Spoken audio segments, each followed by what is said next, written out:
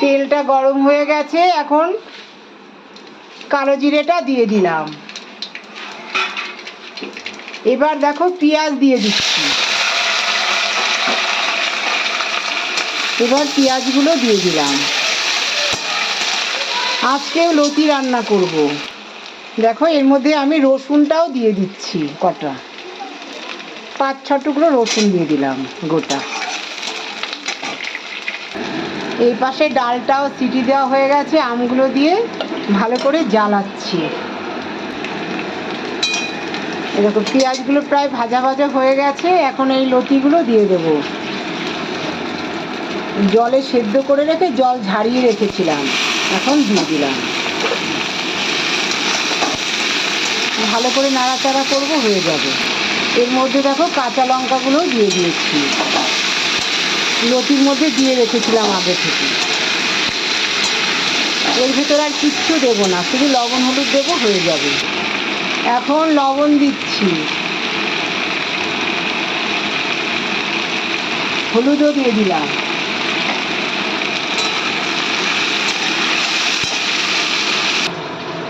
একটুখানি গোলমরিচের গুঁড়ো দেবো এর মধ্যে থেতো করে।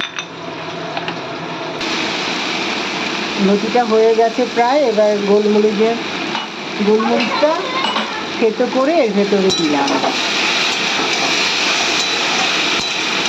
আর কিছুই দেবো না, হয়ে যাবে। আর বেশি তেলও দেয়নি আজকে, মোটামুটি দিয়েছে যেটুকু দরকার।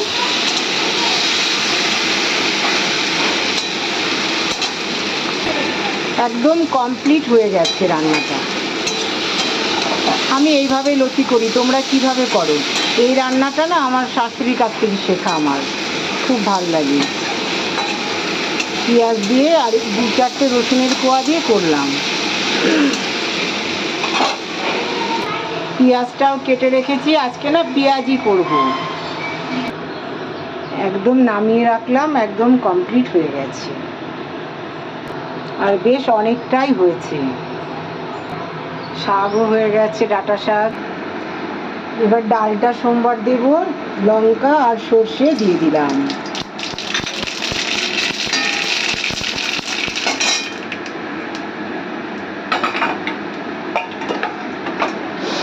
এবার ডালটা দিয়ে দেবো।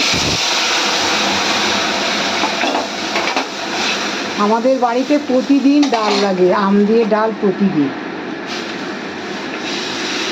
এখন তো আমের সিজন, 12 মাসই লাগে আমাদের।